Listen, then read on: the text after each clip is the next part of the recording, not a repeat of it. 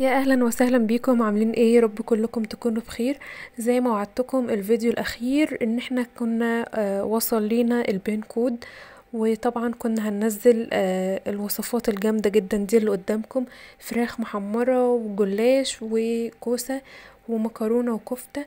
بصوا شكل المكرونة البشاميل حاجة تحفة جدا، وكمان الرقاق اللي هو الجلاش والكوسة البشاميل سهلة جدا. اول خطوة هنعملها مع بعض هيكون عندنا الفرخة بتاعتنا، طبعا على حسب الحجم اللي انت حباه. بتجيبي بصلاية كبيرة مفرومة وتحطي عليها فلفل اسود وملح وقرفة وقرنفل وحبهان، وتبدأي تدعكي في البصلة كده بالتتبيلة دي وتدخليها تحت الجلد، وتخلي الفرخة تتشرب من كل التتبيلة. هنا بقى تبدأي تجهزي مية السليق بتاعة الفرخة، تحطي فيها كام عود قرنفل، وكمان مية للمكرونة، سليق المكرونة. وفي حلة كمان حطيت فيها مادة دهنية، معلقة سمنة، وهنزل كمان باللحمة المفرومة أبدأ أعصجها. عندي هنا حوالي كيلو الا ربع أو كيلو من اللحمة المفرومة. دي المية بتاعة المكرونة بدأت تغلي، ودي مية الفراخ. هنا نزلت المكرونة القلم بتاعتي، هسيبها لمدة 9 دقايق بالظبط. المية بتحطي فيها رشة ملح ونقطة زيت، وتسيبيها بالشكل ده 9 دقايق وتطلعيها ما تتهريش منك. هنا بعد ما اللحمة اتغير لونها هبدأ انزل بيها ب حوالي 3 أو 4 بصلات كبار متقطعين حتت صغيرة كده زي ما انتوا شايفين. بعد ما اللحمة لونها اتغير ابدأ انزل بالبصلاية اديها تشويحة خفيفة كده. وهنا المية بتاعت الفراخ بدأت تغلي، انزل كده بالفراخ بتاعتي.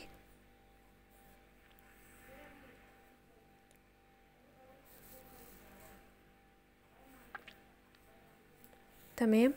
وهنا كمان المكرونة خلاص بقت جاهزة، ودي اللحمة المفرومة اديها تقليبة سريعة كده. انا صفيت المكرونة طلعتها، وهنا في مية الفراخ ببدأ احط طماطمايه اقسمها نصين او 4 تربع، وكمان بصلايه اقسمها 4 تربع. وهنا انزل بحوالي كوباية من المية على اللحمة المفرومة علشان تبدأ تتعصج. وهنا احط معلقتين من الصلصة، ولو حابة تضيفي هريسة تمام. وحطيت كمان قرفة وفلفل اسود وملح. اقلب تقليبة سريعة كده، واحط كمان ربع من المعلقة كزبرة. وهنا اضيف كمان قرفة، واضيف كمان يدوب نص معلقة سكر، ونص معلقة سكر كمان على اللحمة المفرومة بيديها تيست حلو كده.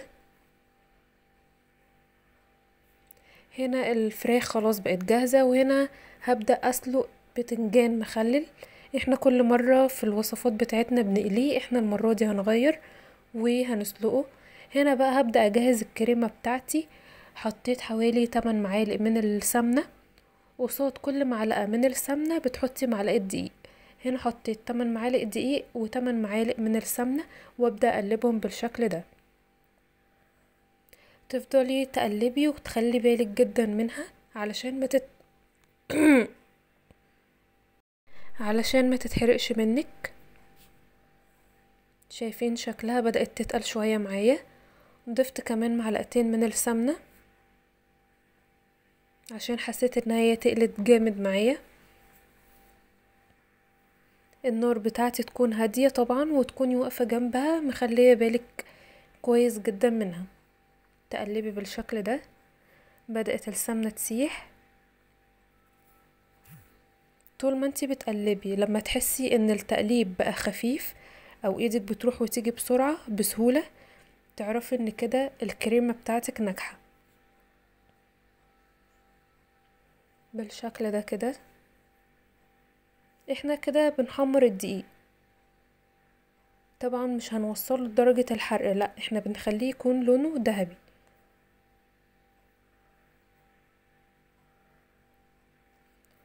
وهنكون مجهزين طبعا اللبن بتاعنا حوالي لتر ونص من اللبن او كيلو ونص من اللبن. يكون دافي عادي، مش مغلي ومش طالع من التلاجة، عادي. الخطوات برضو اللي تقدري تضيفيها للكريمة بتاعتك، تقدري تضيفي 3 أو 4 قطع من الجبنة النستو، وتقدري كمان تضيفي جبنة موتزاريلا او جبنة تشيدر او جبنة رومي، حسب انواع الجبن اللي انت بتفضليها، ممكن تستغني عنها وممكن تضيفيها. كده خلاص الكريمة بقت جاهزة معايا، وطول ما انت بتقلبي تلمي كمان الجوانب بالشكل ده علشان مفيش حاجة تتحرق منك. كده بقت مظبوطة في ايدي وانا بقلب بالمعلقة. هبدأ اضيف كمان اللبن بالشكل ده، واول ما بتضيفي اللبن بتبدأي تجيبي المضرب السلك بتاعك وتقلبي علشان الكتل تفك كلها ويكون الكريمة مفيهاش اي تكتلات نهائي. انا بدلت المعلقة اهو بكريمة، وكمان ضفت شوربة.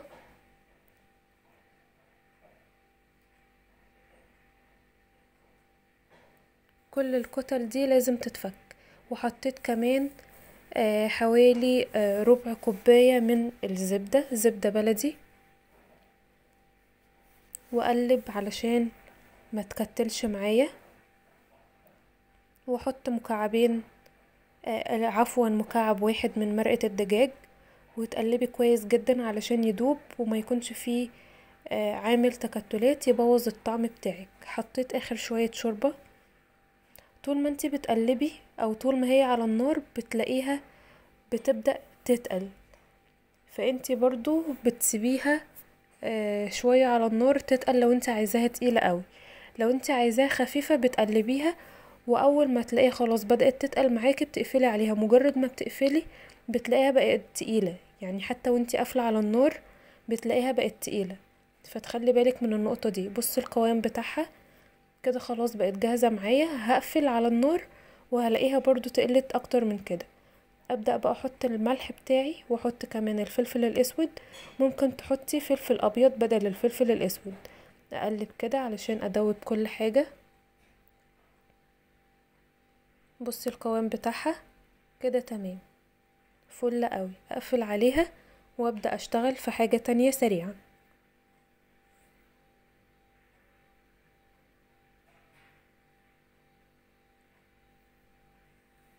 بوريكم برضو القوام المطلوب بالشكل ده.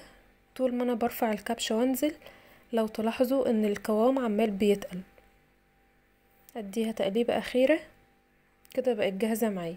هنا بقى بدهن الصينية بتاعتي بزبدة او سمنة،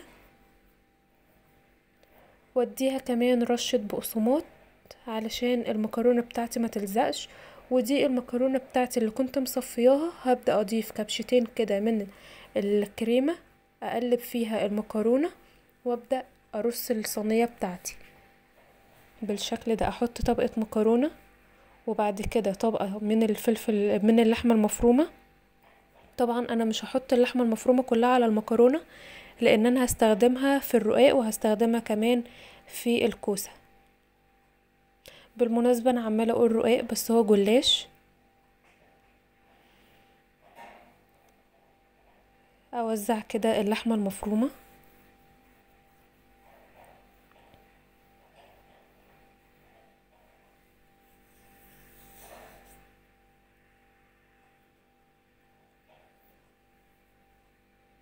وابدأ اضغط كده بالشكل ده، وابدأ اضيف الطبقة التانية من المكرونة، وابدأ اقفل الصينية بتاعتي. اضيف بقى من على الوش كده اغطيها ال... بالبشاميل بتاعتي.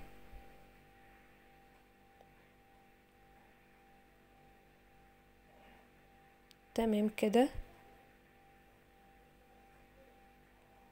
توزعيه بشكل متساوي علشان كل مكرونايه تكون متغطية، وتلاقيها في الاخر تكون جوسي كده. هنا ربيت بضاية بفلفل اسود وملح وشعراية كده من الفانيليا علشان ما يعملش ريحة زفارة. وبدأت اوزع البضاية كده على الوش، وكمان تقدري تحطي قطع من القشطة وتحطي كمان سمنة. هنا بقى هنبدأ نجهز للجلاش. عندي بصلاية كبيرة مفرومة، ودي جبنة رومي مبشورة، ودي بسطرمة مقطعة قطع صغيرة. أبدأ أقلب كده المكونات بتاعتي، وهقطع كمان فلفل أخضر وفلفل ألوان. هنا بقى بجهز للكوسة بتاعتي، هقطعها بشكل كده، مش هقطعها عادي، هقطعها بالشكل ده اللي هو معوج شوية، وتكون تخينة علشان تديكي طعم حلو. هنا ضفت القوطة وضفت كمان الفلفل، وهضيف بضاية، وحطيت كمان معلقتين 3 كده من اللحمة المفرومة علشان تكون فيها يعني غنية كده بأكتر من حاجة، أكتر من فيتامين وبروتين مع بعض. أدي تقليبة كده للمكونات بتاعتي.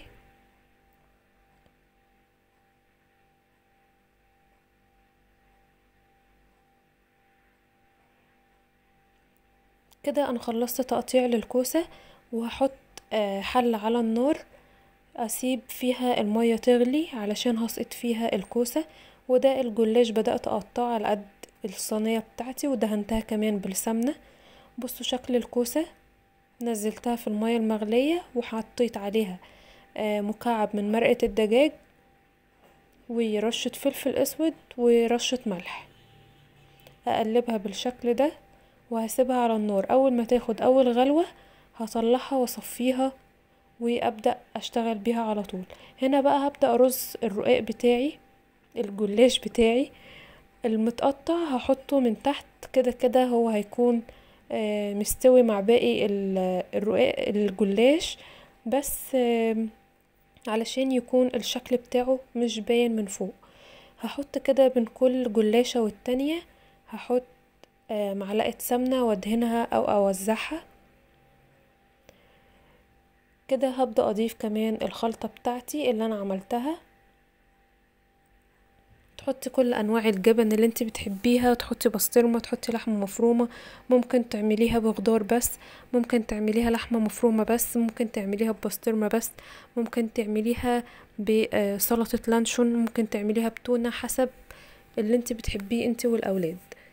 هنا هبدأ اقفل برضو صينية الجلاش بتاعتي، بين كل ورقة والتانية احط السمنة بتاعتي. سمنة طبعا انا مسيحاها كده. خلاص بصوا بدأت تاخد اول غلوة، هبدأ اطلعها واصفيها. وهنا شغالة برضو في الجلاش بتاعي.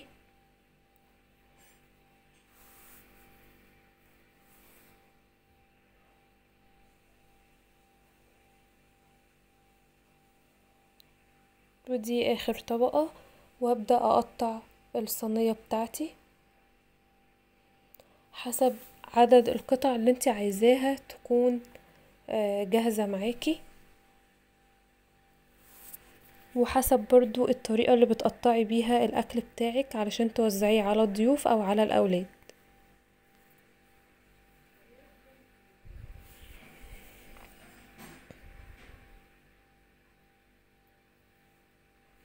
وابدأ اضيف كمان السمنة والزبدة السايحين على الوش كده علشان لما يتحمر ياخد لون حلو.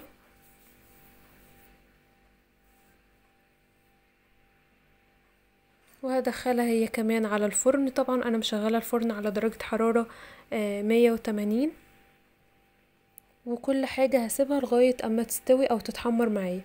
هنا قلبت الكوسة زي ما انتوا لاحظتوا باللحمة المفرومة، وضفتها كده في الصينية. طبعا تكون مدهونة بسمنة او زبدة سايحة. وابدأ اوزع كده الكوسة في الصينية بتاعتي بشكل متساوي. وطبعا ببدأ اظبط الكريمة. طبعا هي تقلت مش مشكلة، لان الكوسة بتكون الكريمة بتاعتها تقيلة شوية، لان زي ما قلتلكوا كل ما بتسيب الكريمة بتبدأ تتقل. اوزع الكريمة بالشكل ده، وهديها رشة بقسماط كده على الوش، هتديها زي تحميصة كده او طبقة من الفوق كده بتخلي طعمها حلو. واحط كمان شوية سمنة سايحين على الوش وادخلها هي كمان الفرن.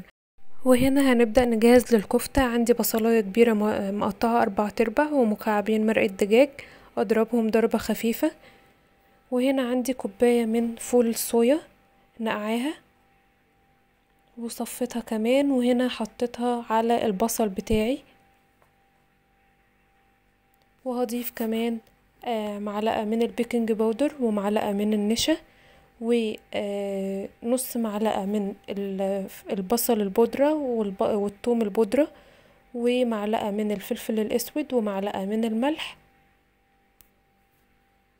واحط كمان معلقتين من البقسماط واضربها ضربة خفيفة كده بقت ناعمة معايا. هبدأ اقلبها واصبحها كمان. هنا هحط معلقتين من السمنة او الزبدة السايحين وهديها تقليبة بالشكل ده. تمام جاهزة معايا وهبدأ اصبحها على شكل كفتة زي ما انا عايزاه. انا هصبحها على الاسياخ اللي هي الخشب وهطلعها منها تكون بالشكل ده. وطبعا بتبلي ايديك في يا اما سمنة يا اما زيت عفوا يا اما مية. وابدأ اصبع كل الكمية بتاعتي. طبعا انا حطيت كمان اللحمة المفرومة، اللحمة نص كيلو او كيلو الا ربع بالشكل ده. تمام كده الكفتة جاهزة هدخلها هي كمان الفرن. كده انا خلاص بدأت خلاص اغرف الاطباق بتاعتي. الاكل بتاعي كله استوى. انا بعيد تقطيع الجلاش تاني بس هو متقطع يعني جاهز. هبدأ اغرف بالشكل ده. شفتوا شكل الجلاش كان عامل ازاي؟ ودي الكوسة، شايفين اللون بتاع الكوسة؟ الخضار الطبيعي لسه فيه. كده انا خلصت السفرة بتاعتي. يا رب تكون عجبتكم ومستنية رأيكم طبعا في التعليقات. ما تنسوش تعملوا لايك للفيديو وسبسكرايب للقناة، وما تنسوش تتأكدوا كمان ان الجرس متفعل علشان يوصل لكم كل فيديو جديد. شكرا لكم على حسن المتابعة واستنوني في فيديو جديد ان شاء الله. هنقدم لكم وصفات افضل واحسن بكتير. ومستنية رأيكم في التعليقات. ما تنسوش وما تبخلوش علينا بلايك سريع. ودي كمان شكل الفراخ النهائي اللي حمرناها مع بعض. شكرا لكم واشوفكم في فيديو جديد.